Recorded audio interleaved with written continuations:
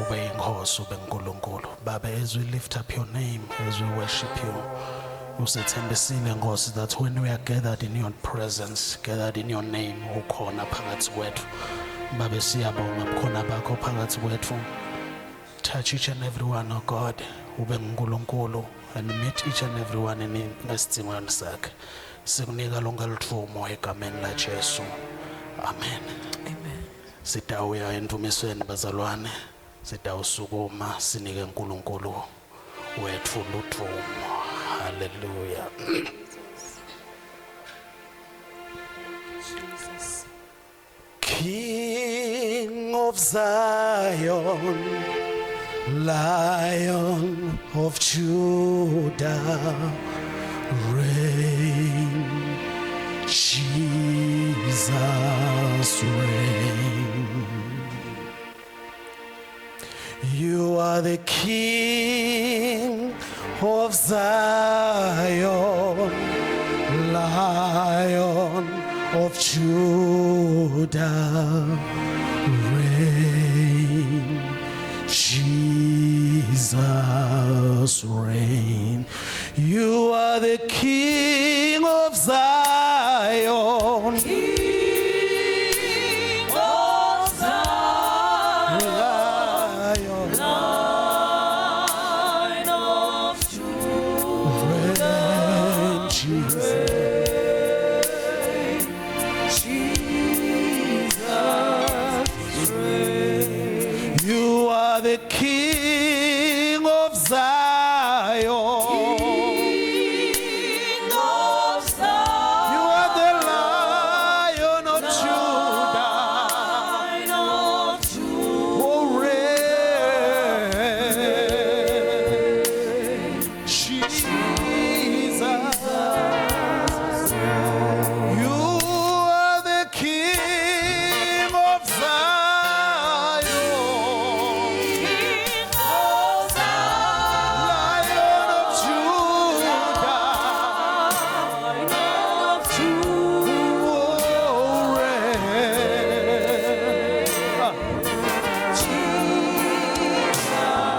Oh, you are the King of Zion. King of You are the Lion of Judah. Zion, of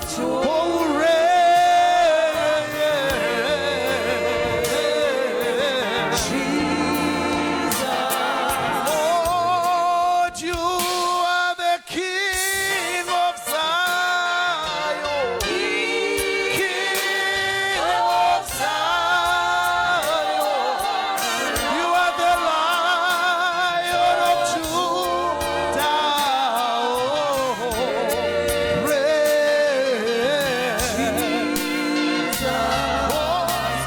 You are the King of Zion.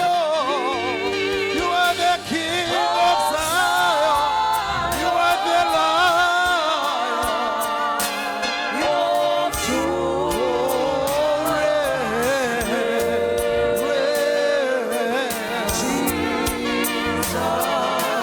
Lord, you are the King of Zion. King of Zion, Lion of Judah, oh, reign, Jesus reign.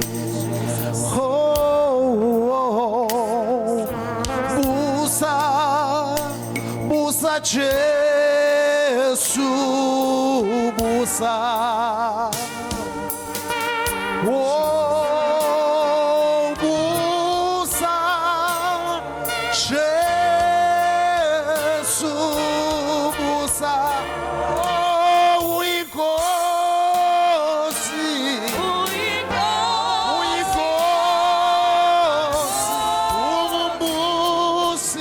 umbusi. Ah,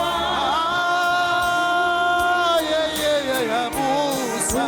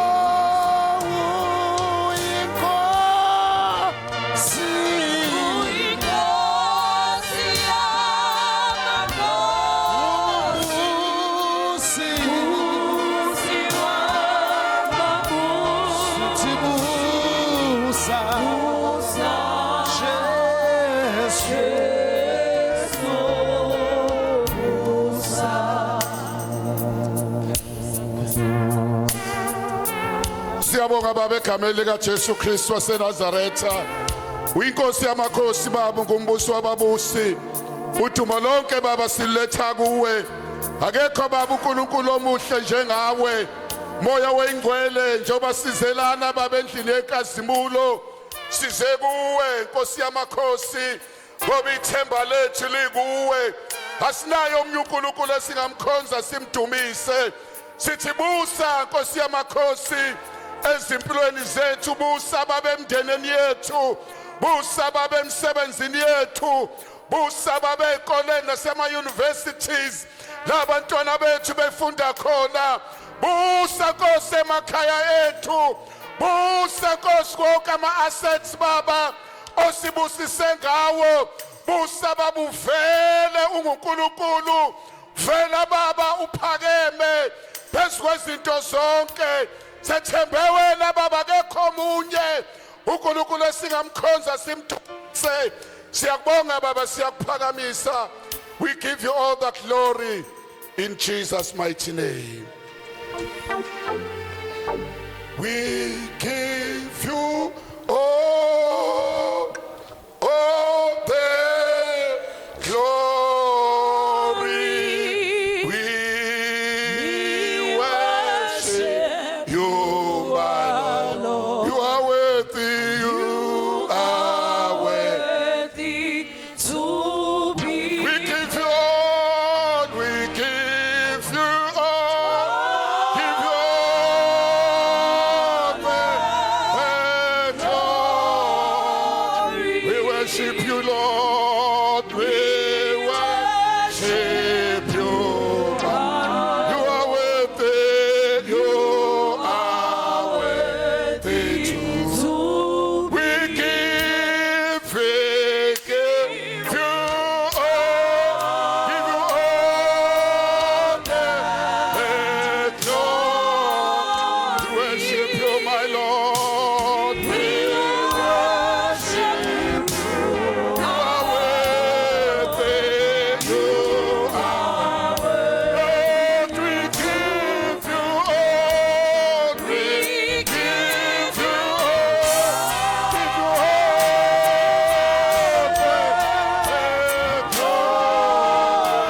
we worship you, my Lord, we worship you, you are worthy, you are Lord, we give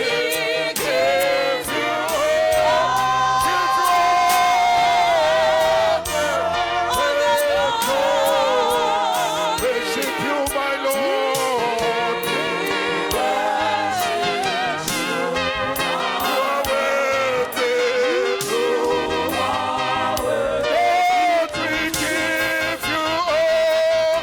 We give you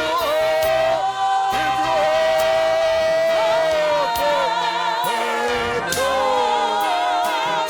Worship you, my Lord. We worship you, my Lord. You are worthy to be praised. Hallelujah. Jesus. Lokho nje bazalwane sikubizelwe Hallelujah. ukumdumisa noma ngabe kuthiwa kumeni phambi kwakho noma kuthiwa yini obhekene nayo umsebenzi wethu njengabantwana bakaNkulunkulu ukumdumisa. Ezinye intaba ezime phambi kwethu sidilizwa indumiso, ezinye intaba ezime phambi kwethu asidingi uzothandaze, sidinga ukuthi baba uphakeme, baba uyingcwele, baba uyinkosi yamakhosi, bese siyadilika. Yes, Lord. uJoshua beyaba eJericho, umuzo wawakhiwe ngalendlela ukuthi babe wethemba ukuthi noma ngathiwa kuhlasela bani akekho ngangena kulo muzi ngendlela wawakhe ngayo. Istructure sawo sasi strong ngendlela esimanga. uNkulunkulu wavela wathi bona hayi khululekani okwenje roundani enzani njani khohlani izikhali lempa idinga ikhali lempa idinga indumiso wathi roundani uroundani namusi I'm sure abantu baseJericho babe balunguza ngekhala bebona inima esiround umusi ukuthi bacabanga ukuthi bafuna indlela yokungena kanti usashila uJehova wathi lempi anizoyinqoba ngekhali lempi anizoyinqoba ngamandla enu kodwa lempi nizoyinqoba ngokungidumisa ukungitshela ukuthi ngubani ukungitshela ukuthi nginjani ukungitshela ukuthi ningazi kangakanani wathi ekugcineni bese niyakhamluka nithi iBhayibheli bawuround umusi bawurounda bathi ekugcineni bathi bayede uyinkosi yamakhosi akekho ofana nawe akekho njengawe uyakhazimula ngesikhathi bamdumisa zashayika indonga zaseJericho zawela phansi lo nkulunkulu esimkhonzayo bazalwane is the great God funa umdumisi ushaya ngathi awuzwa lutho haleluya ngike ngivuke ngithandaze the whole hour isibaba ungcwele ngithi uphakeme ngithi inkosi yamakhosi ngithi uyakhazimula ngithi akekho ofana nawe akho imoya ngamaphambi kwakho akho sifo singaphambi kwakho akho madimoni ngamaphambi kwakho akho poverty ngamaphambi kwakho akho nhlupheko ngamaphambi kwakho ungu-alpha no-omega wawukhona ekuqaleni kungakabi khona utho uyabusa ikhona indaba elele endumisweni ungayirobhi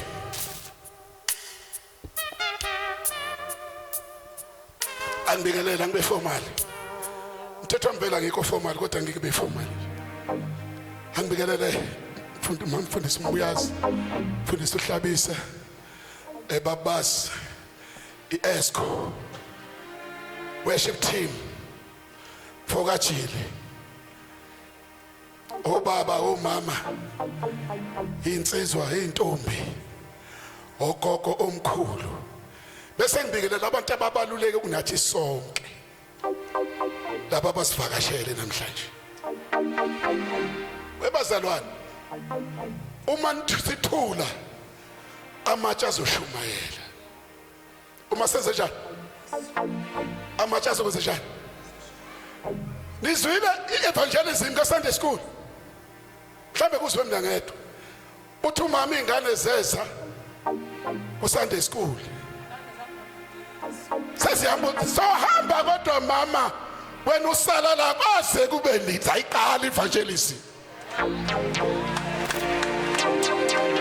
ayikhulumanga izinto eningi ayisho ukuthi uJesu uyasindisa uyakhuluma sithe kodwa mama sizohamba sodwa kwaze kube nini hawu usungahluli ukusho lokho nje kulabo bashiye ekhaya uthi awusiphelezele nje siye esontweni isonto lethu avelile linama air condition futhi angathi ungammema mhlala ibalele ngoba sinabo labo phephela emakhaya nami nginawo kodwa uphephela ujuluka ungaphansi kwawo ngoba uthi uphephela ugcina ukhipha umoya lo ushisayo ungawufuni kodwa air condition uthi asike sambe uyokotha nje air condition esontweni uzothi ufika la embambe ivangeli bathi ufanele phela umbuyazi umvangeli nawo umvangeli nje ethe hambani lezi zonke abafundi akekho ke umvangeli bazalwane ayi buya siyabonga bazalwane yabona isitulo ohleli kuso esakho ungaphumi naso yena nasekhaya ngisho ukuthi esakho mawula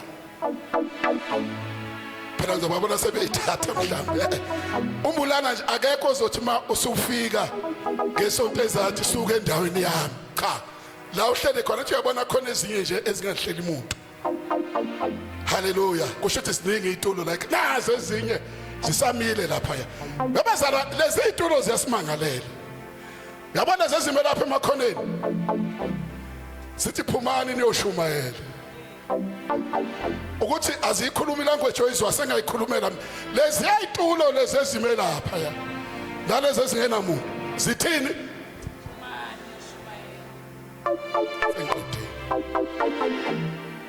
ngifisa abazalwane namhlanje sikhulume sivulele lapho uSamuel oqala mama Mzuza chapter 18 sofunda 1 to 12 bese ufunda unext door wakhe futhi u1 Samuel chapter 19 nakhona ufunda 1 to 12 ngifuna ukukhuluma ngesihloko esithi God protects us from our enemies.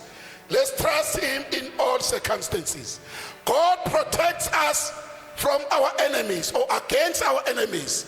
Let's trust him in all circumstances. uNkulunkulu lesimkhonzayo uyasivikela kwizitha zethu zonke, asimethembe kwizimo zonke.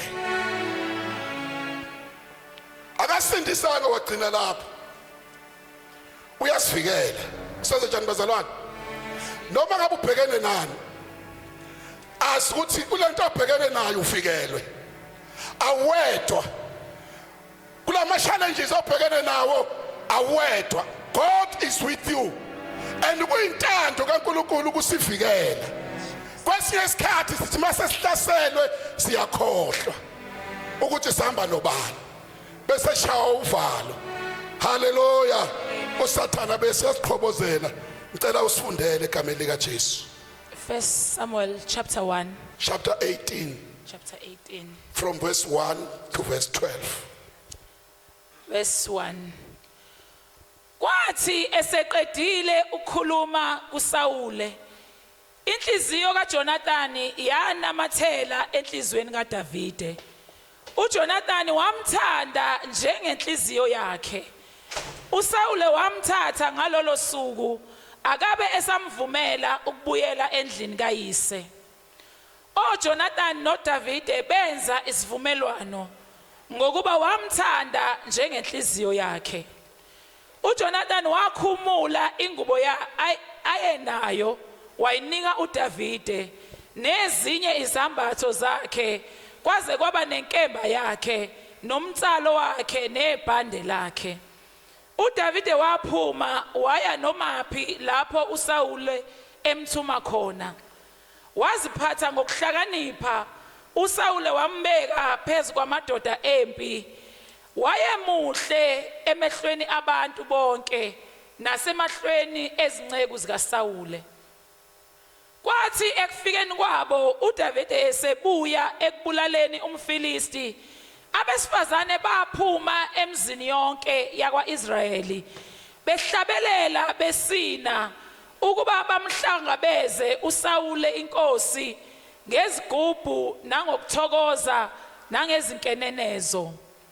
Abesifazane bavumelana ngokudlala bathi, uSawule ubulele izinkulungwane zakhe, kepha uDavide izinkulungwane zakhe eziyishumi. uSawule wathi ukuthela kakhulu labalibi lelozwi emehleni akhe, wathi bamnike uDavide izinkulungwane eziyishumi, kepha mina banginike izinkulungwane nje. Sekumsalele umbuso kuphela. uSawule wambeka uDavide kusukela kulelo suku kuya phambili. Kwathi ngangomuso umoya omubi owavela kuNkulunkulu wamehlela uSawule. Wabheka phakathi kwendlu. uDavide wayebetha ngesandla sakhe njengokwenza kwakhe izinsuku ngezinsuku. uSawule wayenomkhonto wakhe esandleni sakhe. uSawule wawuciba umkhonto ngokuba wathi, ngiyakumbhujela uDavide odongeni. Kepha uDavide washalaza phambi kwakhe kabili. uSawule wamesaba uDavide ngokuba uJehova wayenaye, kepha wayisukile kuSawule. Liyaphila babizwi lakho, linamandla. Khuluma ngalo Nkosi usiza ukuphila kwethu ngegama lika Jesu Kristu Inkosi yethu. Amen. uNkulunkulu uyasivikela, uzobuya ifundele nenye. uNkulunkulu uyasivikela kwizitha zethu zonke asimethembe kuzo zonke izimo esihlangana nazo. La sifunda khona abazalwane ila uDavide mawufunda chapter 17 la wafika khona abantwana bakwaIsrayeli bexakekile isiqhwaga uGoliath ekhuluma wonke amagama ebathuka esho yonke into engayisho bamesaba bengakwazi kuma phambi kwakhe. Kwafika uDavide elethela abafowabo ukudla aliboke igama lika Jesu wezwa inhlamba impi kaJehova ethukwa ngazo kwaqubuka amandla kaMoya Ingcwele ngaphakathi kuye aliboke igama lika Jesu wabuza uyokwenzelana umuntu oyobulala lo mfilisti. Haleluya. Abangamethemba abafowabo bathi simvusheni obala izimvu ezingcosana ngoba babebona umfana omncane bona sebesaba isiqhwaga bahleli phansi. Waqhubeka uDavide kwakungeseyena but amandla kaNkulunkulu ayekuye aqubuka ngaphakathi aqanuka ebona impi kaNkulunkulu ithukwa abona uSathane edlala ngempi kaNkulunkulu bamthatha bamisa kuSawuli. uSawuli wamthetela wathi akahambe wafika washaya isiqhwaga wasilalisa phansi yanqoba impi kaNkulunkulu. Baba asinqobi bazalwane ngobukhulu bomzimba nangokuthi uthandaza kangakanani kodwa sinqoba umuntu osinqobelayo uNkulunkulu umuntu owanqoba lesisiqhwaga uNkulunkulu. La-ke bazalwane uSawuli wamthanda uDavide. Wathi lo mfana madoda usikhululile empini engaka la esesifunda khona chapter 18 lithi iBhayibheli kwakunendodana yakhe uJonathan indodana kaSawuli wayeyindlalifa uyena wayeyindlalifa wayizongena embusweni uma kuphuma ubaba wakhe ngokwekhasha yakwaJuda nakwaIsrael kwakufanele ngene yena ezindlalifa. Lithi izwe inkosi uJonathan wamthanda uDavide njengenhliziyo yakhe. Underline. Uma kuthi umuntu umthanda njengenhliziyo yakho umthanda njengoba uyithanda wena. Uyithanda angazi ngayichaza kanjani leyo kusho ukuthi phakathi kwakho usenimuntu munye ngoba lithi wamthanda njengenhliziyo akazange wamthanda half of his heart kodwa wamthanda njengenhliziyo. Ngamanye amazwi wawungeke ubahlukanise uDavide noJonathan. Akangagcina lapho lithi wazokhumula ngisho ingubo zakhe wamgqokisa zona waze wamnika nenkemba yakhe kwanika uDavide. Kusho ukuthini lokho lezi ingubo ezayigqoka uJonathan akuzona ingubo nje ovela uyi-order nje online uthi uyayigqoka lento yothini vele ngakulingani kuthiwa ayibuyiselwa futhi. Hayi angikho lapho kodwa udani bazalana online nami ngiya-order. Lezi ingubo kwakwezobukhosi ezazimhlukanisela uJonathan ukuthi uyena oyihe kwi-throne. Ingubo ezazingatholakali noma kanjani zazikhishwa ebukhosini sifakazela ukuthi uwe indlalifa yalesi sihlalo. Nenkemba yayiwuphawu yokuthi nansi inkosi elandelayo kwakuyona nje inkemba noma yini. Kodwa lithi wayikhumula lezi ngubo wayinika uDavide. Uyazi wakusho ukuthini lokho? Wayisho ukuthi wena uzoba inkosi mina ngisicathalala sakho. Wena uzo-ascenda i-throne akuseyimi. Kwakwenzeka izinto ezimbili la. Number 1 uNkulunkulu wayicabela uDavide indlela yokuphuma engozini ngoba wayesebonile uNkulunkulu ukuthi uDavide uzongena engozini ngoSawuli. Wavela wavusa usizo phakathi endlini kaSawuli. You understand abazalwane? Number 2 la ndaba isho ukuthini kithi? Sometimes we forget who we are in Christ. Lithi iBhayibheli uJesu uNkulunkulu wasithanda walithanda izwe kangaka waze wanikela ngendodana yakhe izele yodwa ukubilona lowo kholwa yiyo angabhubhi abe nokuphila okuphakathi. Kusho ukuthini lokho? uNkulunkulu wasithanda njengenhliziyo yakhe. Ngamanye amazwi, wena uyathandwa emazulwini, uyingxenye kaNkulunkulu. There is no portion kaNkulunkulu adawuthayo uthando lwakhe ngawe, because wanikela with the best, the only son wakunikelela yona.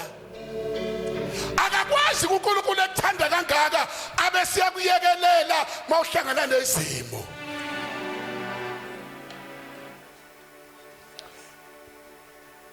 Uyathanda. Ngamanye amazwi, kumele ukuthanda lukaNkulunkulu ungalungabazi. Noma ngabe udibana nani empilweni, don't doubt uthando lukaNkulunkulu. uJesu lithi iBhayibheli wayicebile, wayinakho konke, kodwa lethi wakhetha ukwehlela endaweni ephansi, wakhetha ukuba isichaka ukuze azokhuphula thina sicebe yena ehle. Awuzofela lapho, kodwa uvula indlela yokuthi ukwazi ukuphuma.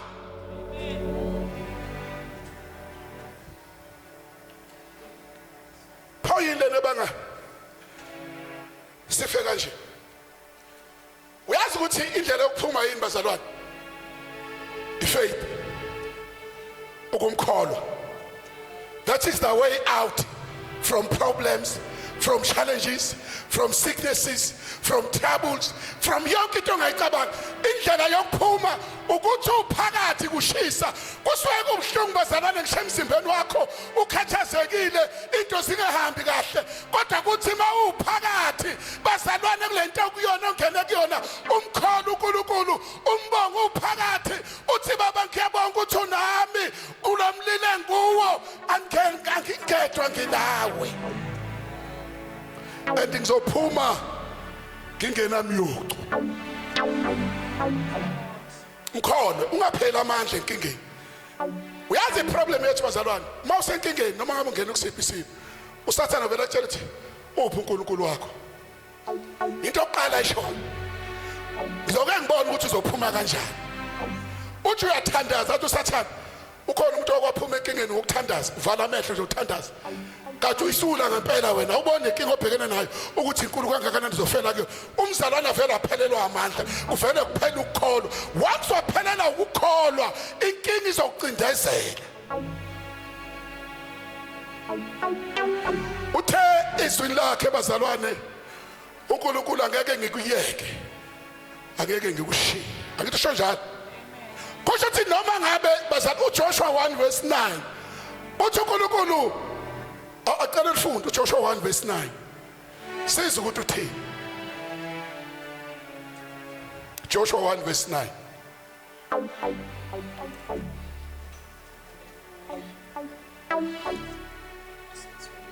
Joshua 1 verse 9. Osayitholile bazalwane, alekelela afunde. Verse 9. Have I not commanded you? Be strong and courageous. Do not be terrified. Do not be discouraged. For the Lord your God will be with you wherever you go. Ina uma isibindi, ungesabi, ngoba uNkulunkulu unawe noma phi lapho uya khona. Uma umntwana kaNkulunkulu, uNkulunkulu akahlukani nawe, ukuthanda njengenhliziyo yakhe, akakushiya akakulahli. Lize lithi iBhayibheli akozeli akalali, noma phi la uyakhona, God is with you. uNkulunkulu nawe kuleso simo odlula kuso, kuleso simo esibuhlungu, uNkulunkulu nawe. Mhlawumbe ufuna umsebenzi, uNkulunkulu nawe. Mhlawumbe unenkinga emsebenzini, uNkulunkulu nawe. Mhlawumbe uyagula enyameni, uNkulunkulu nawe. Okwakho mdumise nasenhluphekweni, mdumise nasenhluphekweni. Dimbo umdumisa, dimbo evula indlela. La bazalwane, uNkulunkulu uvulela uDavid indlela kokuthi aconnecte uJonathana noDavide wamthanda njengenhliziyo yakhe. Hey kanti kuzoqhamuka umama. Aqhamuka umama. Bahlangabeza ubani? Akithatha ukubula uGoliath bahlangabeza uSawuli. Bathi bayadlala kanti bayabulala. Labantu ave mthando lethi iBhayibheli wazi wambeka uSawuli uDavide waba yihead yempi yakhe.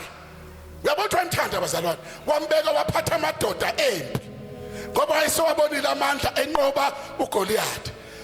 Bayimosha umama lento. Bathi uSawuli ubulala inkulungwane kodwa uDavide ubulala inkulungwane zakhe ezilishumi yaphela yonke ipeace. Hey ngobulimi ngisho ulimi mina lithi iBhayibheli wambheka uSawuli uDavide yaqala lapha inzondo. Angeke ngibe la olimini ulimi uyazi la ibandleni singagcina sama group awu5 noma 6 ngenxa yolimi. Ulimi luyashaya iunity kube nedivision. Uyazi omunye umzalwane alinganise ubabasi mhlawumbe abasi akangithandi mina. Bonke labazalwane bayangithanda ngithi bazalwane ngithi ngiyangithanda bazalwane. Angibona abangithanda khona ngizobhekisisa kahle. Ubabasa vele angizonde kube neqhashaza nje encane. Avele ubabasa asuke afafaza umoya ukungizonda. Kumama uHlabisa ajazi umbuyazi nje I'm 10 abe ngakuyo umama uHlabisa adlulele kwabanye. Uzothuthuka ibandla athi lingithanda alisangithanda sengithandwa igroup ethize ayingithanda kwenziwa yini lento ulimi lukababa ubasi. Ngithi noma ngishumayela abasangizwa ngoba sebezwe lento athi shiwo ubaba ubasi. Womgada umuntu ozoxoxela ngamagama abanye abantu. Kunabazalwane namhlanje abangasabathanda abanye abazalwane ngenxa ukuthi ufika umzalwane ubani wamkhuluma kabi. Awabujalo bazalwane. Naze naphuma na spare. Layo dlama rips la 149. Eqoqela ukuthi ubani unje na order amakhofa amakhulu ngoba neze ningasheshe niqede kuze lwakhiphe kahle indaba. Namhlanje umthandi lo muntu ngoba wena uzwelo kuthiwa wenza ukuthi akakwenzanga lutho kodwa usungizonda ngoba uthe kuloya. Ilanje divide ibandla abazalwane. Once ibandla laba divided in the spirit umoya kaNkulunkulu akwazi ukuflow ebandleni. Forget ngeke. Lesimpa inqobeki. Yabona enhlizweni umzalwane udala uthathwala uJesu. Kuphi? Angithi khona umhlabelelo uthi enhlizweni wena unoba enhlizweni mina kino Jesu enhlizweni wena enhlizweni mawusindiswa usuku noJesu enhlizweni.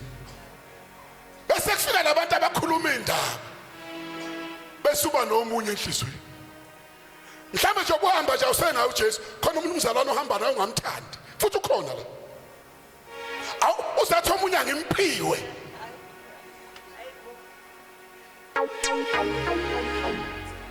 Lebelethi iBhayibheli uNkulunkulu ulothando.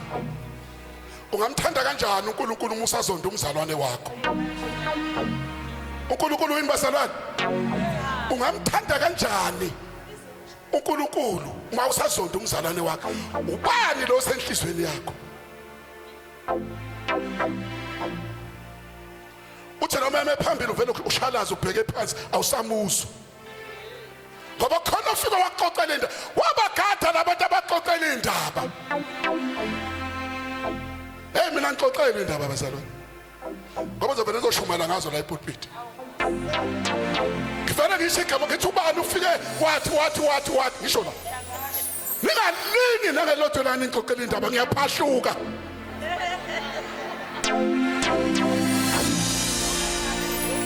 engiyaphahluka baze futhi angizenzeli umoya ingcwele ongenze ngiphahluke kuze kuzokuphela labantu abathanda indaba abantu abalizwi kodwa bagcwele indaba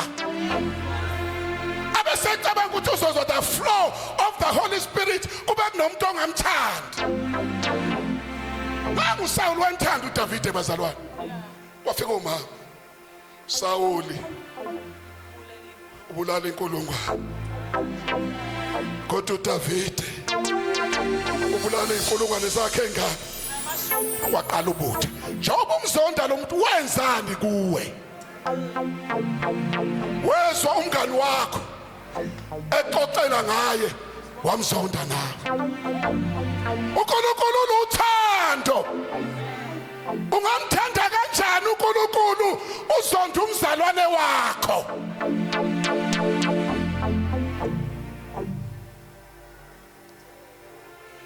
amen sekhona amen endlini uyabona uNkulunkulu ufuna ukuflowa kithi bazalwane kodwa sike sidedelela abantu esibabambe ngeenhliziyo uthandaza uzokhala inyembezi kodwa kunalomuntu ombambe ngeenhliziyo asikho ibusiso bazalwane ozoyithola hamba uyokhuleka uNkulunkulu mdedele lo muntu ombambe ngeenhliziyo mdedele from today ngoba lo muntu ombambe ngeenhliziyo uvala ibusiso zakho abazalwane they are divided banabantu ababasupportayo ebandleni nabantu abangabasupport kunabantu abaphansi ababukela phansi bathanda abantu abaphezulu ivangela linjani abazalwane mawamukela uJesu uthanda abantu abangathandeki ubathande because uNkulunkulu uthando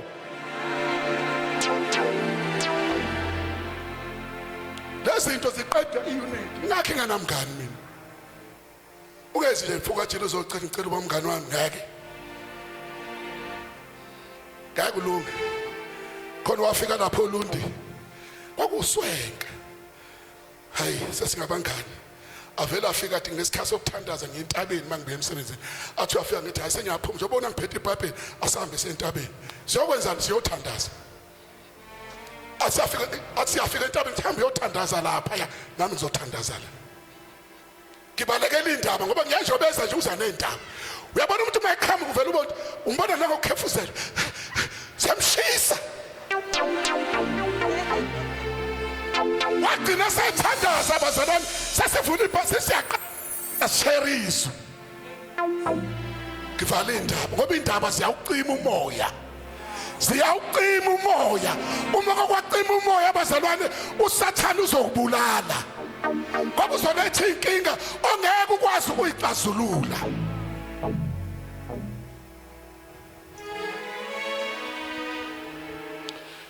yazi lo wenze WhatsApp wasifaka inkingeni ave behleba abazalwane ko WhatsApp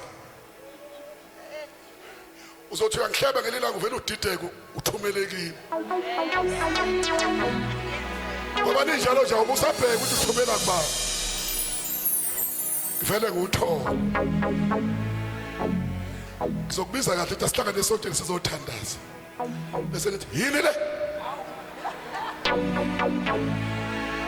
babazalwane asisicela uNkulunkulu asisize sithandane thanda omunye njengenhliziyo yakho thanda omunye umzalwane njengani bazalwane njengenhliziyo yakho and akekho umuntu ongenalo iphuthe mthande namaphuthe akhe ngoba nawe unawo amaphuthe akho musukuba nesizathu sokungamthanda omunye umuntu mangithandaza mina bazalwane ngithi ngicela ungisize Nkosi I want to love unlovables ngifuna ukuthanda laba abangathandeki ngisize ngibathande noma sengizuthatha ngihleba ngisize ngimthande kakhulu lo nomhlebayo ngoba ngifuna into ezoblock amandla kaNkulunkulu sengiyadlula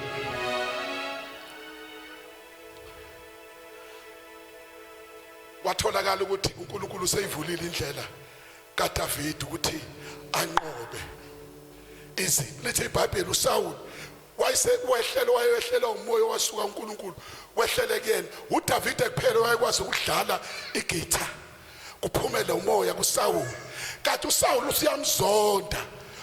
uDavide usacabanga ukuthi uyamthanda uSawuli ngoba phela ubulala umfilisti. Sokufike labo mama bamenza uSawuli wamzonda. Njengoba nawe umzonda lo ukhona ofikile bazokuxoxela ngayo. Mana angakuhlale nje wenza meeting nawe kuyadinga bazalwane uke wenza meeting with yourself ukuyibuza ukuthi njengoba ngimzonda la why ngimzonda utheni kimi. Uzothola ukuthi uzwe ngo next door. Wenza meeting with yourself khuluma iqiniso nawe njengoba lo muntu ngasamthandi. What happened? What happened? Uthe uDavide ebhizi udlala igithani yakhe uzophephisa njalo uSawuli uphethe umkhonto usefuna ukumciba ngoba kukhona labo mama. Hey labo mama angazi ukuthi behlelwa yini. Hayi kuqala omama babathanda ukukhuluma namhlanje sokuyafana namadoda. Thina sesicishe sikhulume kakhulu kunabantu besifazane. Amadoda ayengahle bayivela phahla awasaphahluka namhlanje. Ushanephi amen. Hallelujah. Lithi iBhayibheli uSawuli wathi uyamciba. Uciba uDavide kanti uDavide ubiyelwe uNkulunkulu. Wavela wamgeja. Washibilika uDavide wabaleka. Kanti uNkulunkulu usenzela ubudlelwano nendodana yakhe. uJonathan uyena wayesethuthela uDavide ubaba ufuna ukukubulala hamba uyoqasha ngoba ubaba ufuna ukukubulala ngoba uNkulunkulu umvulela indlela engakangena enkingeni wamvulela indlela yokuphuma ukuba uNkulunkulu akabahlanganisanga uDavide noJonathan uSawuli wayezokwazi ukumbulala uDavide kodwa into eyenzekakwazi ukumbulala uNkulunkulu wabaxhumanisa evula indlela yokuphuma ngoba wayeyibona ingozi uDavide ezongena kuyona wamakhela umgwaqo kuphuma enkingeni. Hayi ukuthi angangena enkingeni uzongena enkingeni kodwa uNkulunkulu wakhe indlela yokuphuma. Akasivimbela uNkulunkulu singangeni kodwa wakhe indlela yokuphuma. Uyabona le nkinga okuyona ikhona indlela yokuphuma. I want to tell you ngeke ufele lapho. Mhlawumbe sengamanje kumnyama awuboni phambili usuphelelwe ithemba. Ngicela libuye ithemba namhlanje ngoba uthe ungena uNkulunkulu bese kwenzela indlela yokuphuma. Angeke ufele lapho mudumisa uNkulunkulu kulasimo kuso because there is a way out from that problem.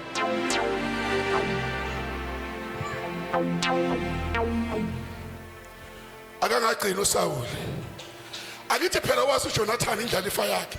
Wabiza uJonathan wenza amaplan. Manje sifuna ukumbulala nje uDavide ufuna ukuqeda nje ngani. Akazi ukuthi kanti uJonathan noDavide sebenenhliziyo eyodwa. uNkulunkulu umezela indlela yakhe. Uthi yena ukhuluma nendlalifa yakhe. Wayicabanga ukuthi uzothola isupport ukuthi kuJonathan ukuthi bamhlanganyele bayombulala uDavide. Wathi uJonathan kodwa baba wenzeni uDavide? Ngoba uDavide ufike washaya umfilisti ebeyinkinga kithina abantwana baIsrael wamnqoba wasilethela uNkulunkulu ukunqoba ngoDavide. Pho wenzeni? Wathi uSawuli angeke ngisambulala. Uthi angeke samenza njani? Ubani umvikela uthi angambulala? Inkosana. Ngoba iyamthanda uDavide. Lalela uJesu avekuthanda. uJesu abenjani bazalwane? He is our way out of problems. uJesu sinikezwe yena abazalwane uyindlela yethu yokuphuma noma kuyiphi indawo ingcingo oyithola ukuyo.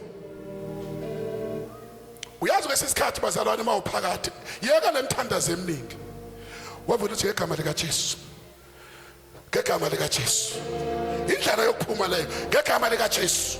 Sathane awunasabela empilweni yami ngegama lika Jesu. Ngiyawucisha lo mlilo ngegama lika Jesu. Ngiyawucisha lo mlilo ngegama lika Jesu. Wena Sathane suka phezulu kwengane zami ngedakamiswa ngegama lika Jesu. Wena Sathane ngiyawavula amathuba ama kuba ngisebenze ngegama lika Jesu. Baba ibhizinisi lami elingaphumeleli liyaphumelela ngegama lika Jesu. Ngegama lika Jesu umshado wami ohlaselekile uyaphiliswa namhlanje ngegama lika Jesu. Call the name of Jesus. Call the name of Jesus. Call the name of Jesus, because Jesus is the way out from your problems. Bizigama lika Jesu. Lithi lokho salikhele igama esinikeza lona ebantwini esiyosinda ngalo. Only the name of Jesus. Isenzo 4 verse 12. Ungabe usamzonda. Izigama lika Jesu. Waphuma uDavid wathi hayi ubaba usexolele. Buya manje ekhaya. Ubaba usexolele wabuya uDavid. Uthe mayesekhona uSawuli wehlelwa yilo moya. Hey kuba la makhosikazi wemadoda. Adunga ipeace. Hey mabi la makhosikazi. Aqedani. Ukuthula. Kwavuka umlilo nje ungakwazi sihogo esasila enhlizweni kaSawuli esezonda uDavid. uDavid uzucabanga ukuthi usemxolela uphethe umkhonto futhi. Kanti uyamplanela ufuna ukumciba. Wathi uphonsa umkhonto uNkulunkulu wamdedisa uDavid lithi iBhayibheli wahlaba udonga. Wabaleka uDavid. Wamlandela uJonathani. Wathi hayi ngisazokhuluma nobaba. Uyena wayesemtshela abazalwana amaplan kayise. Ukuyithi uthuyise uplanani. Akafanga uDavid esandleni sika Saul kodwa uSaul wafa. Ngoba wayilandela ogojiweyo. Angeke ufele lapho. Noma ngabe ubona kubi kangakanani ngiyazi kubi. Nami ngiyadlula emeni kusakukubi bazalwane. Kodwa have faith la udlula khona. uJesu akangasuka emqondweni wakhe enhlizweni yakho. Pray.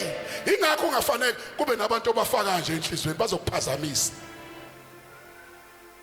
Ungabafaka abantu enhlizweni. Faka uJesu. Hayi noma ngathiwa ngihleli naye endlini impela nishadile. Mase umuzi uthi uyakususa. Uthi baba ngisize ngimthande nje. Uthi ngenze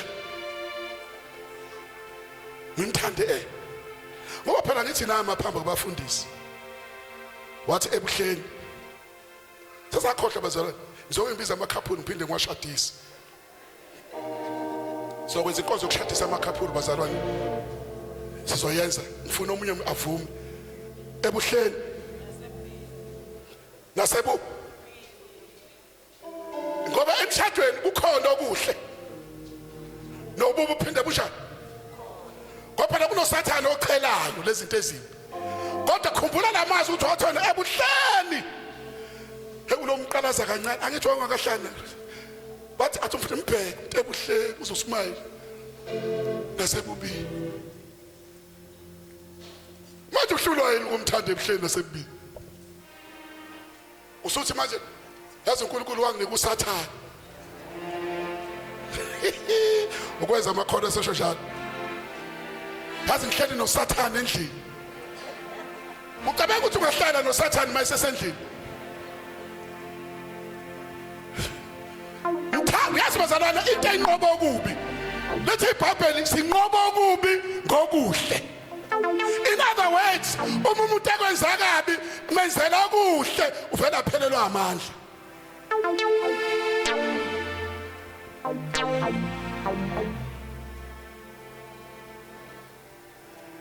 Ubhekene nani? Namhlanje uyaphuma. Letho ubhekene nayo namhlanje wenza njani? Uyaphuma. uNkulunkulu namhlanje uyangenelela. Kodwa hlanzi inhliziyo yakho. Awu khona ungaculela Inhliziyo yami wena Jesu nansi inhliziyo yami nansi inhliziyo yami wena wena Jesu Jesu nansi inhliziyo nansi inhliziyo yami aywa Jesu Jesu nansi inhliziyo nansi inhliziyo yami wena Jesu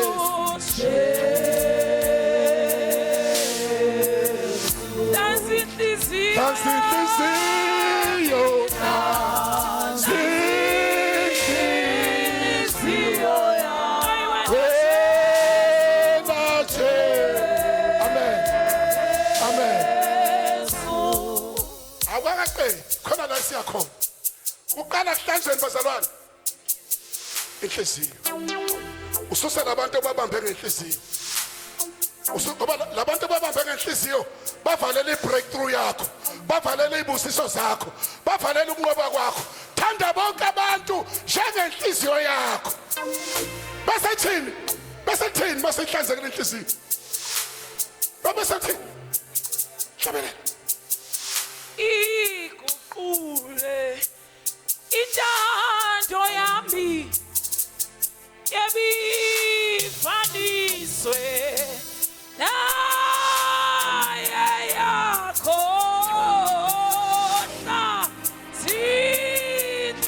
inhliziyo yami umoya wami ke manje moya wami uyakulangazelela ufuna wena ufuna moya wami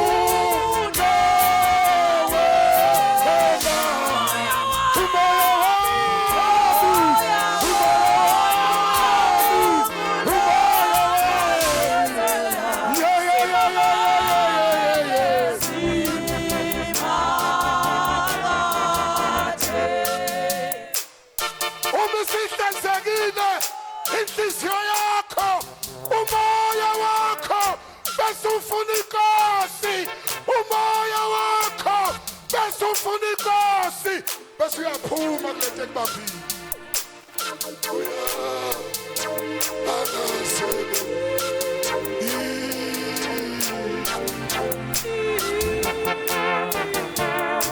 umoya wami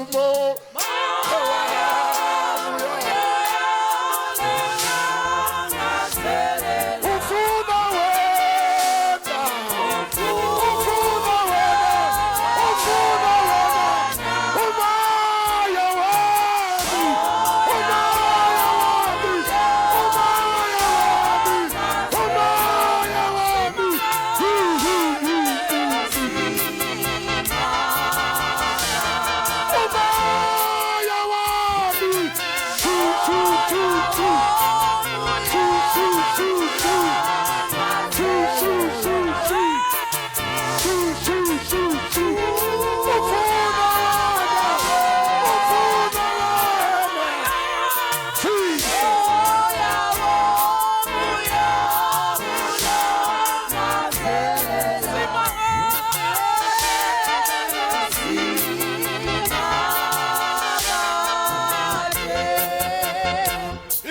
bazalwane dedela lento ekhona enhlizweni yakho Uzambona uNkulunkulu engenelela. Inkinga yethu sithwala emphefumulweni. Umoya wethu awufuni uNkulunkulu. Sikhona izinto ezisibulalayo. Senze khona inhliziyo yakho. Sibulala ipractice yakho. Umoya wakho. Umoya wakho. Umoya wakho. Awufuni inkosi kuphela. Ngiyacela mntaka baba. uNkulunkulu ufuna ukwenza imangaliso ebandleni. Kodwa umoya wakho akufuni inkosi kuphela. Awuthathela labantu ababambile. Awuthathela labantu abasondayo. Bakonile impela. Kodwa bathethele umoya wakho ungabi nama-barriers endleleni.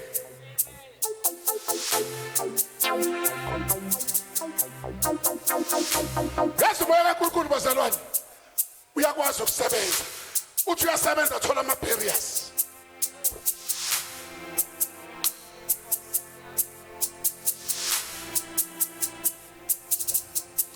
Eyokugcina Romans 8 35-37 ngisize Nkosi umoya wami ufuna wena kuphela ba 35. ngisize Nkosi umoya wami ufuna wena kuphela. Susa yonke into ekhona enhlizweni engaveli kuwe. Akube wena kuphela isithandwa sami. Ngibathanda abantu abangathandeki. Ngibathanda abantu abangihlebayo. Kufanele kube umthandazo wethu bazalwane wemihla ngemihla. Ngoba lezi zinto esenhlizweni ziblock amandla kaNkulunkulu. Sibabazalana abasontayo kodwa bangayiboni imangaliso nebonakaliso. Ngoba inhliziyo icinene okuyibona imoto engayi ku service. Ihamba kahle kanje makuflat. Siqala masenyuka. Don. Hayi ukuthi imoto inenkinga umnikazi wayo akayisi ukuservice. If you don't service your heart, ngesikhathi kwenyukela endleleni don uphelelwa amandla. Kathi mawuyiservice ungavumeli lutho engenayo, kuvumela uJesu kuphela. Khipha yonke into engenayo, uhlala strong, uhlala unamandla, uhlala ugijima. Azamanga uSathane athi lelikholwa ngikalibamba kanjani. Guard your heart. Kuyo yonke into ongayifikela, fikela inhliziyo yakho. Kuyo yonke into ongayifikela, fikela inhliziyo yakho. Ngoba amagugu okuphila aphethwe inhliziyo. Incebo iphethwe inhliziyo. Ingakho uSathane ayithagetha kanje.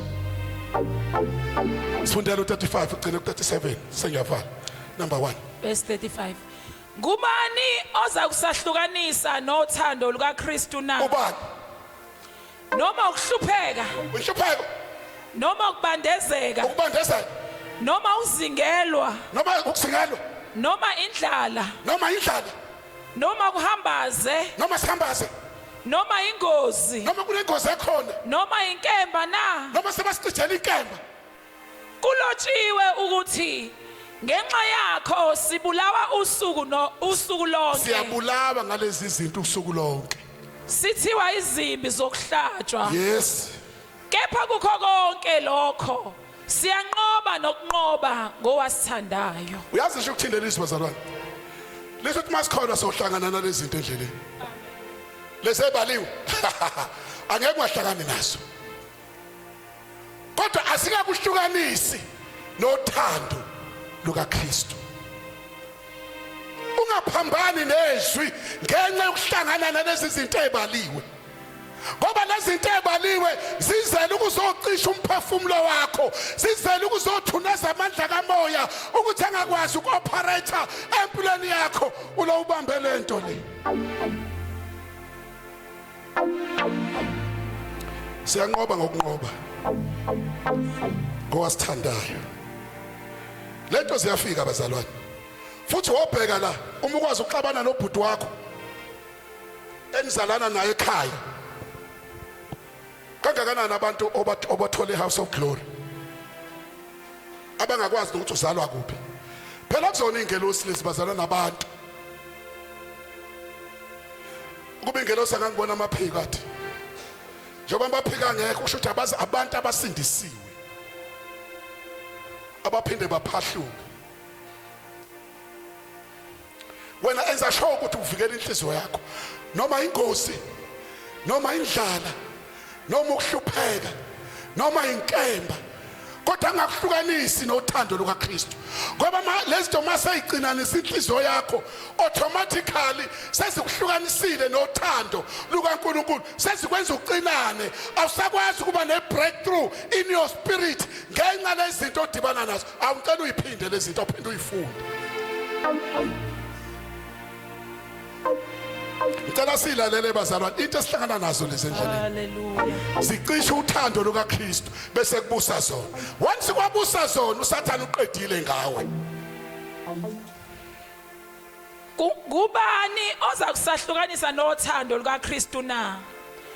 Noma ukuhlupheka, Ukuhlupheka uthi wena uyahlupheka usebenzi akakawutholi umsebenzi bese uhlala ucishekile emphefumulweni. Noma number 2 noma ukubandezeka, ucindezeleka noma ukuzingelwa, noma uyasingelwa nangamazwi. Umuntu uyasingelwa ngamazwi bakhuluma kabi abazalwane okhonza nabo noma makhelwane, noma indlala, noma unendlala unayo imali uyaswela, noma uhambaze, mhlawumbe unazo nengubo zokugqoka baze bahleke esontweni bathi nake esontweni phela sesigqokele ingubo nakuleli sonto ugqokele ingubo, ngoba labantu abanengubo ave behlebana. Umuntu akanayo imali yokuthenga ezinye ingubo kodwa bamkhuluma kabi. Uwardrobe endlini yakho ugcwele uzawududula uwardrobe ngoba kuneyingubo angasakwazi uzoyibekaphi, kodwa uyabahleka abantu abangenazo ingubo. Instead uthaya kuwardrobe akhipha ingubo azonika lo muntu oswele, uyamhleka athi obheka icathulo sezizatsheka zithi haleluya. Phela bathi masebheke phezulu zithi haleluya. Jesus. Kodwa sindisiwe kodwa sihleka abantu, kodwa unazi icathulo endlini zigcwele. Ucathi isibuso kaNkulunkulu saba khona phezulu kuhleka abantu abahluphekayo, ngoba lithi utshele kompofu Tshele kuNkulunkulu. utshele kuNkulunkulu kodwa niyabahleka. Awusibona isigqoko sakhe sesize satsheka abandla ilo eshintsha naso yini Noma ingozi, ingozi. noma inkemba na? Siyanqoba nokunqoba lezi zinto, siyayikhulekela uyixoshe enhlizweni yakho ukuze ukhonze uNkulunkulu free. Yini lena esenhlizweni yakho usuhambe nayo iminyaka, angiyazi mina, uyayazi wena. Ngizokhuleka nenhlobo embili zabantu namhlanje. Yini lena esicindezele noma ukholwa kodwa kunalento ecindezele in your spirit, awunayo i-breakthrough emoyeni, kunalento ecindezele. Ngicela makuwena uze ngaphambili sewuyale lo moya. Makuwena lo nento ecindezele emoyeni musokusaba abantu kade uhamba nalento iyakuhlupha, woza ngaphambili. I want to pray with you.